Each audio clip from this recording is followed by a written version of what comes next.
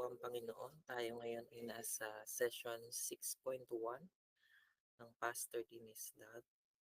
So, ngayong araw ang pag-uusapan po natin ay patungkol sa the redemptive power of the blood. Bago po tayo magsimula, mag-pray po muna tayo saglit. Dakilang Diyos, patuloy ka namin pinupuri, sinasambat ng luwalhati. Tinataas namin, Panginoon, ang iyong dakilang pangalan. Sa oras na ito, Panginoong Yesus, sayaan mo. Patuloy mo kaming turuan, liwanagan sa pamamagitan ng iyong banal na Espiritu. We pray, Lord God, na anumang aming matututunan, patuloy mo itong itanim sa aming puso. May apply namin ito, Panginoon, sa aming buhay, O Lord God. Salamat po, Diyos. Ito pong aming dalangin sa pangalan ng Panginoong Jesus. Amen and amen. Yan. Purihin po ang Panginoon. So ngayon po ay pag-usapan natin about the redemptive power of the blood of Jesus. Dito po makikita natin how powerful po yung blood na nag-shed sa cross of the Calvary, no?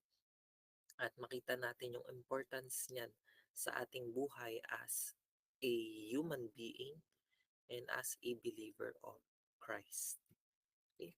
So, since yung ating book ay Pastor Dennis Lab, connect po natin ang ating text dito sa Psalm 23 verse 4, letter B. Yan, in connection po ito sa Psalm 23 na ating tinalakay nung mga nagdaang linggo. So, sabi dito, for you are with me. So, dito makikita natin that God, since the beginning, has a plan to save us because He is with us. No? Yun yung nais ng Panginoon. And the salvation that we have is through the shedding of the blood of Jesus. Kaya nga sabi sa Hebrews, no, without the shedding of the blood, there is no forgiveness of our sin. Makikita natin yung difference nung life ng mga nasa Old Testament at nasa New Testament. Because in the Old Testament, makikita natin, nag-aalay din naman sila ng dugo, no? For their forgiveness of sin, no? At yung dugong inaalay nila ay dugo ng mga hayop, no? Pero yung nangyayari kasi doon, no? Once na nag-alay sila ng dugo ng hayop, ay parang atonement lang o tinatapalan lang yung mga pagkakasala nila. But because of the Lord Jesus Christ, yung kanyang ginawa sa krus ng Kalbaryo, diba? Because God wants to be with us, no? God wants to break the yung sagabal para makasama niya tayo, no? And that is why Jesus offered His life, His blood, so that magkaroon ng being with the Lord and being with the man, no? Kaya nga anong nangyari, no? When Jesus shed His blood on the cross of the Calvary, anong nangyari? Na punit o nasira at nawasak yung yung tela sa kaba ng tipan. Yung tela na nagse-separate sa Holy of Holies and sa Most Holy of Holies, no? Nawasak yun as a symbol that the heaven is now open, no? That the relationship of God can be restored now. That being with the Lord is now easily and can be accessible, diba? And it is only through the blood of Jesus. Kaya napakalaga mapag-aralan natin yung bagay na ito. Because ito yung bumubuhay sa atin as a Christian. Sabi sa John 10 verse 11, I am the good shepherd. The good shepherd laid down his life for the sheep. Makikita natin yan sa life ni Jesus, di ba? Si Jesus lang yung nabuhay para mamatay, di ba? Tayong lahat nung tayo pinanganak dito sa lupa, our parents, no, even us, nung tayo nagkakaroon na ng isipan, we want to live this life na magkaroon ng significance, no? We don't want to end our life immediately, no? We want to live this life to the fullest. But Jesus, no, since the beginning, since nung ipinanganak siya, He lived His life to die on that cross. For what? For us na kanyang sheep. So that our relationship with God can be restored. Jesus is the good shepherd, sabi sa John 10:11. The good shepherd that laid down his life for us na mga sheep.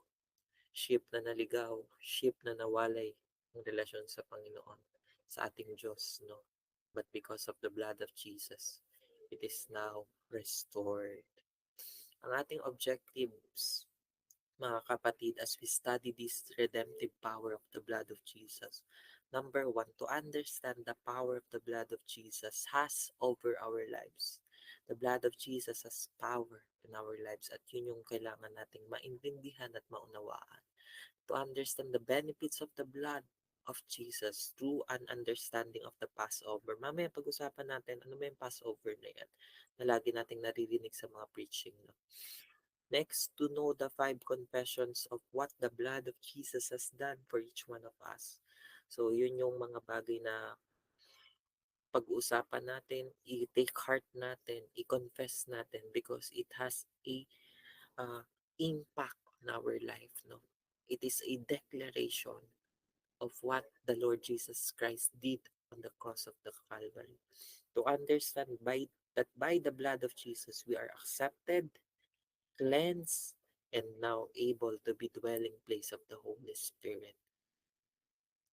Kita natin, no, what benefits, importance, and significance yung ginawa ng blood ni Jesus para sa ating lahat.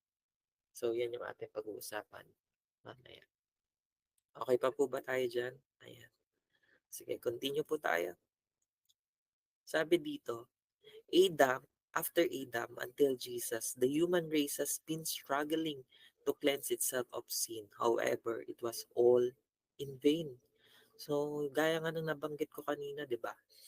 Yung mga panahon ng Old Testament, kaya nga medyo mabaho doon sa Israel because they offer yung mga blood ng hayop. No? When they come to the altar, when they come to the what you call church, no? Sa panahon nila, the temple, no? They offer these uh, yung mga blood ng hayop. At yung si Yahweh may standard siya, 'di ba? Kapag ito yung kasalanan mo, ito yung i-offer mo, itong blood ng hayop na ito, 'di ba? So, ganun may mga requirement, no? So, makikita natin doon throughout Old Testament people, no? They are struggling with how they will present themselves to God, no? No, to present themselves cleansed, no? At makikita natin the way they offer yung mga sacrifices na to, yung mga blood ng mga hayop na to, it is just an atonement, gaya nga na nabanggit ko kanina. Kasi nga, ano lang siya, pantapal lang, pangremedyo lang.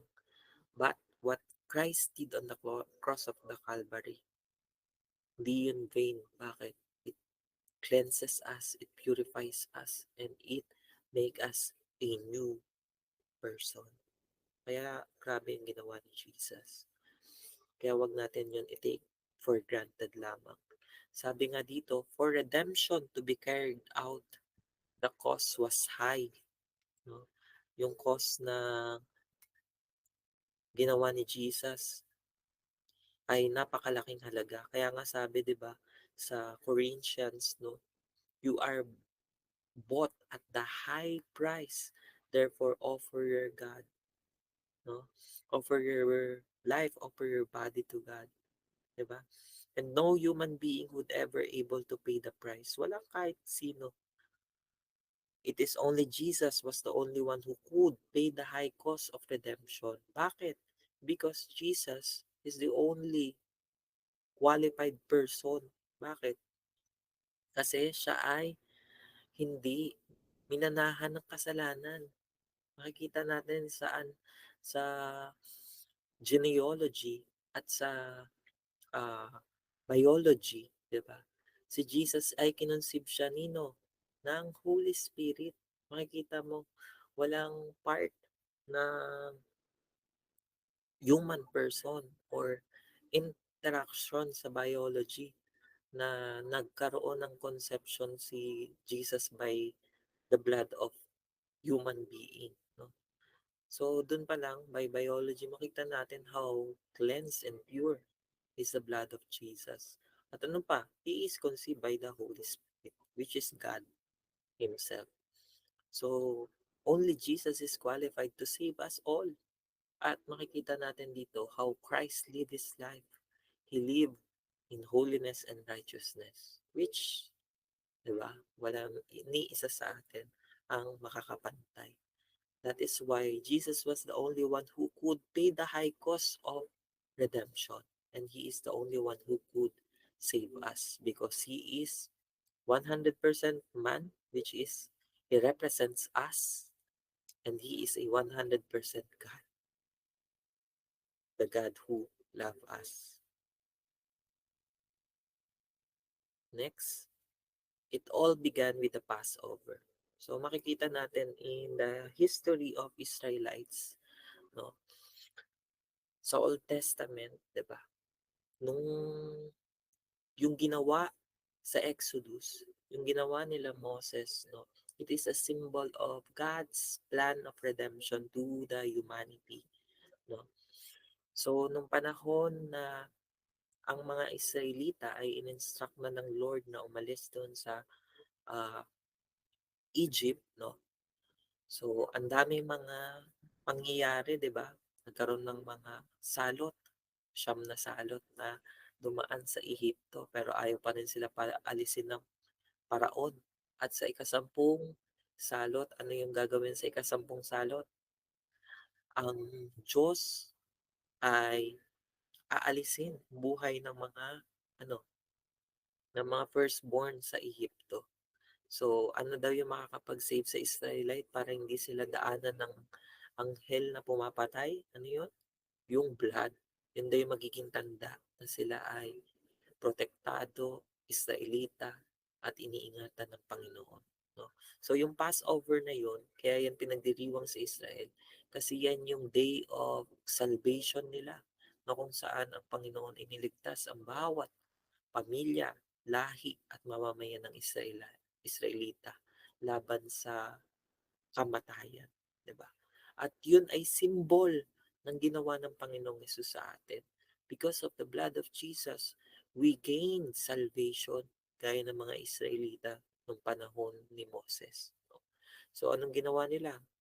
Pumatay nag pumatay sila ng hayop, yung dugo na yun inilagay nila sa kanilang hamba, sa kanilang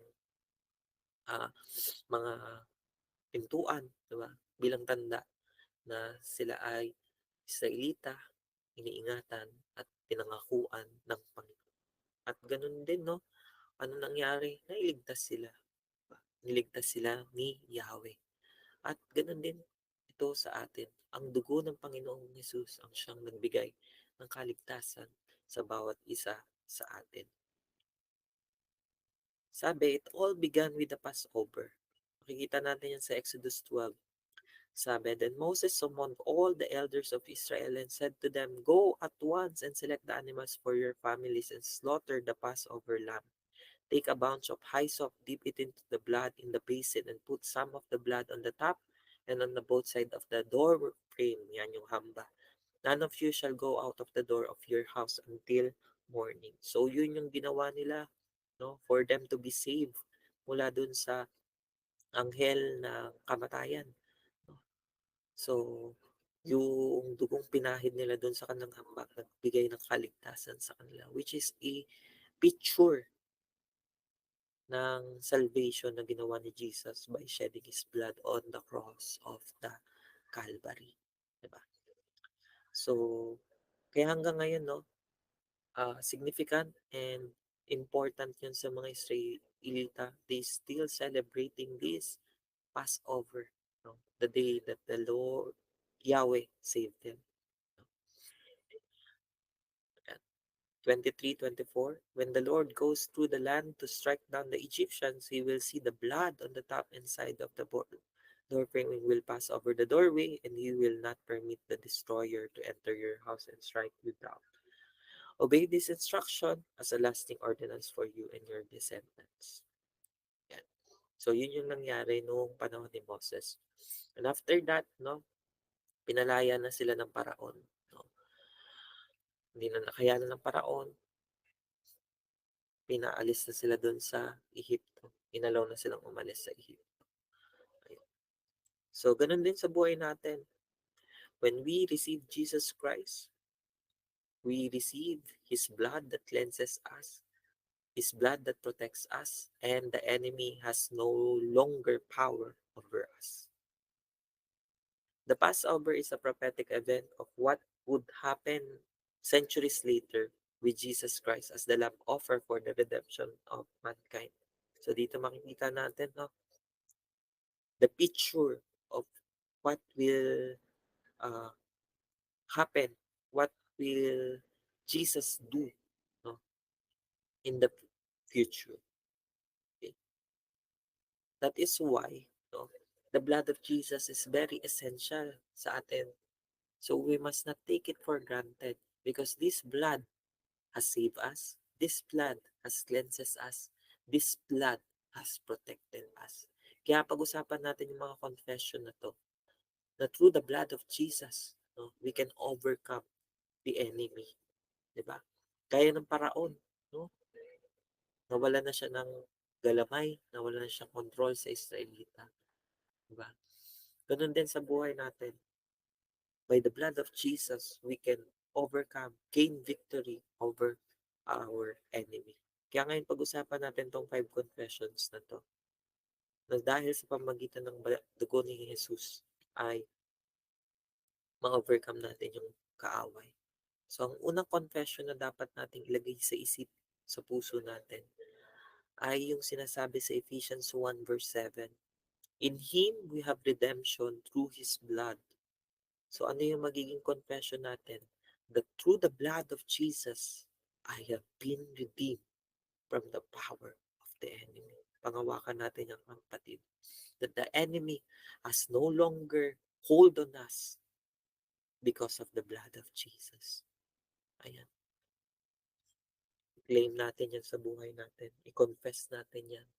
Itong 5 confessions of victory na to mga kapatid, ilagay nyo yan sa isip nyo, sa puso nyo. Confess natin yan sa ating buhay, sa ating pang-araw-araw.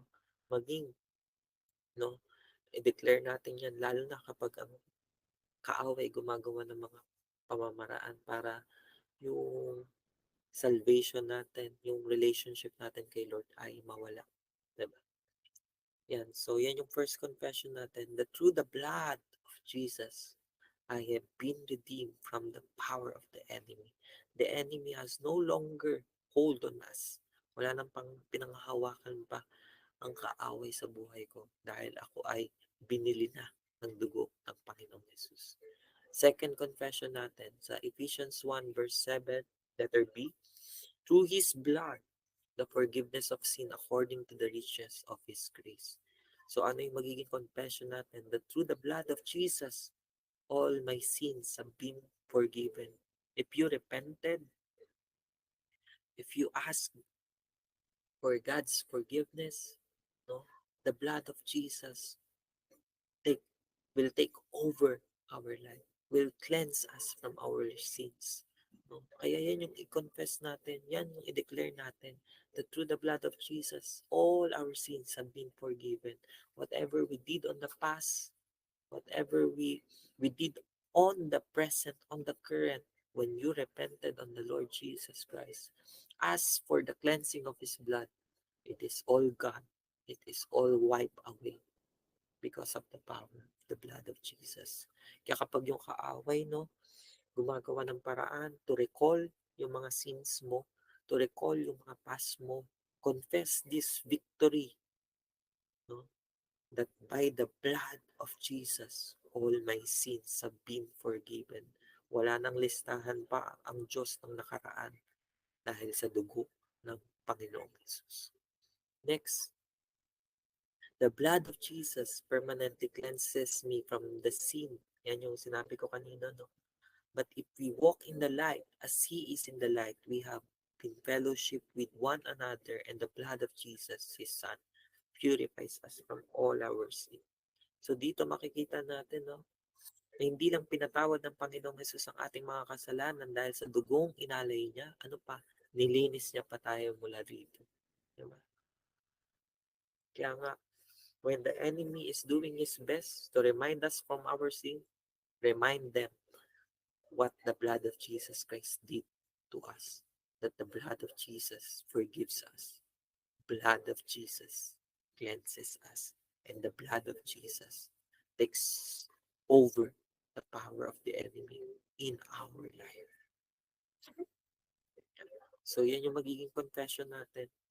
Because I walk in the light and have fellowship with my brothers and sisters, the blood of Jesus cleanses me now and continually from all my sin. So tandaan niyo yun mga kapatid ha. Ito yung ating fourth confession, that through the blood of Jesus Christ, we are justified. Sabi sa 2 Corinthians 5:21, He made the one who did not know sin to be sin for us, so that we might become the righteousness of God in Him. Kita natin yan, no? When Jesus Christ is on the cross of the Calvary, He carries all our sins. Bakit? Kasi sabi sa culture ng mga Jewish, sabi sa culture ng mga Israelita, no? When a man hung on the tree, when a man hung on that cross, no, it symbolizes of their sin, of their crimes made, no? So, ganun yung ginawa ni Jesus. He became sinner for all of us so that we become righteous before God. Kaya nga, when we are claiming the blood of Jesus, we are claiming the justification that Jesus did on the cross for all of us. Kaya ano yung magiging confession natin? That through the blood of Jesus, I have been justified. God sees me as if I have never sinned. Grabe yun mga kapatid. Grabe yung ginawa ng dugo ng Panginoong Jesus. Hindi niya lang ikaw binura, hindi niya lang binura, pinatawad ang kasalanan mo. Hindi niya lang tinanggal yung gawa ng kaaway sa buhay mo. Hindi niya lang pinatawad ang kasalanan mo. Hindi niya lang nilinis ka sa kasalanan mo. Ano pang ginawa niya? He made you righteous, justified before God. Na parang wala kang ginawang kasalanan. Parang newborn ka sa mundong ito. Ganyan yung ginawa ng blood of Jesus sa buhay natin. Kaya yan yung itatak natin sa isip natin. Yan yung i-confess natin when the enemy is doing his best para ilayo ang ating relationship sa Diyos. And last, through the blood of Jesus Christ, we are sanctified. Sabi sa Hebrews 13 verse 12, So Jesus also suffered outside the gate in order to sanctify the people through His own blood. Makikita natin sa ginawa ni Jesus, we can see the greatest exchange, no, na ginawa ng Panginoong Yesus. That Jesus do this so that we can have this. Diba? Anong ginawa ng Panginoon? He suffered outside the gate in order to sanctify the people. Jesus made Himself a righteous sinner so that we can have the sanctification that flows through His blood. Kaya nga ano magiging confession natin? That through the blood of Jesus, I am sanctified, set apart for God. That you are no longer for the enemy, you are now for God. For God's instrument, for God's purpose, and for God's plan. Okay? So yun yung confession natin. Yun yung mga bagay na i-declare natin over the enemy. Na sa pamagitan ng dugo ng Panginoong Jesus, we have this victory. Na sa pamamagitan ng dugo ng Panginoong Jesus, no? We have this victory, redemption over the power of the enemy. Sa dugo ng Panginoong Jesus, we have been forgiven. Dahil sa dugo ng Panginoong Jesus, we have been cleansed. No? Dahil sa dugo ng Panginoong Jesus, we have been justified. Dahil sa dugo ng Panginoong Jesus, we have been sanctified. In conclusion, Apostle Paul said that our body now, because of the blood of Jesus, is the temple of the Holy Spirit. And Jesus, or the Holy Spirit, lives inside of us. God chose us to be His dwelling place. Kaya nga mga kapatid, no? Dapat sa buhay natin makita yung life na nabago sa atin. Kasi hindi na tayo to, kundi ito na ay ang Panginoong Yesus, ang buhay niya na nahahayag sa atin. You are now His temple and God is the Lord of your life, who also lives in holiness through you. Kaya nga diba lagi natin naririnig ng ating buhay ngayon, no, ay binabasa na ng iba. We are the living testimony of Jesus. No? Kaya nga when we start to confess that we are the follower of Christ, disciple of Jesus, believer of the Lord Jesus Christ, the world is starting to ano, to see the life of Christ that will form on us. Kaya nga mga kapatid, let us live a life of sanctified one. Kasi hindi na tayo ordinary being. We have been set apart for God's purpose, for God's plan, for God's will. No? Kaya mga kapatid, makita natin how important the blood of Jesus is in our life. No? Sabi sa Corinthians, you are bought at a high price. No? Hindi ordinaryong pera yung pinambayad sa atin. At walang perang makakapagbayad sa ating mga kasalanan, mga kapatid. You are bought at a high price. Therefore, honor God with your body. Kaya nga the way we pay back God is it is through our life. The way we live, the way we speak, the way we think, no? The way we act. Kaya nga ipakita natin a life of holiness, a life of righteousness, a life of Christ sa buhay natin because of the blood of Jesus. So, kita natin how important the blood of Jesus is sa ating mga buhay. So, dito po tayo magtatapos. I pray may mga bagay kayong naunawaan, natutunan mula dito sa ating tinalakay ngayong oras na ito. Sige po, manalangin tayo. Dakilang Diyos, patuloy ka namin pinaparangalan, pinupuri, at pinapasalamatan. Maraming salamat, Panginoon, sa iyong dakilang pag-ibig na patuloy mong ginudngod sa amin dahil sa iyong mga ginawa sa krus ng Kalbaryo. Maraming salamat, Panginoong Yesus, sa iyong dugong tumigis na kung saan ay nagbigay sa amin ng redemption mula sa kapangyarihan ng kaaway, na kung saan nagbigay sa amin ng kapatawaran, na kung saan nagbigay ng paglilinis sa amin, na kung saan, Panginoon, nag-sanctify sa amin. Maraming salamat, Panginoon, na kung saan itong dugong ito, Panginoon, ang patuloy na nananalitay sa amin, na nagbigay sa amin ng kaligtasan, protection, O Lord God. Lord, sa oras na ito, hayaan patuloy mong itanim sa aming puso ang importance ng bagay na ginawa mo. Na dahil sa iyong dugo, we have been sanctified, O Lord God. And Lord, I pray na sa mga kapatid kong ito, that we will live a life of sanctified one, Panginoon. We will live a life, Panginoon, that will honor you because we know you bought us at a high price. That price, Panginoon, I cannot be replaced. Di, Panginoon, mababayaran na kung ano pa man. Lord, ang paraan lang, Panginoon, para mabayaran namin, it is through honoring.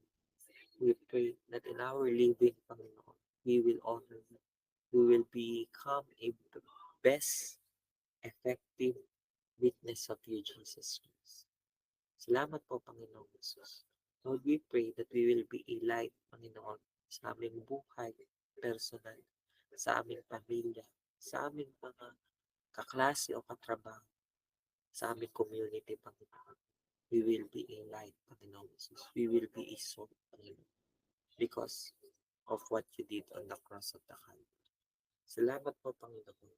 Sa iyo namin, Panginoon, pinagkakatiwala ang mga buhay sa pangalan ng Panginoon Jesus. Amen and amen.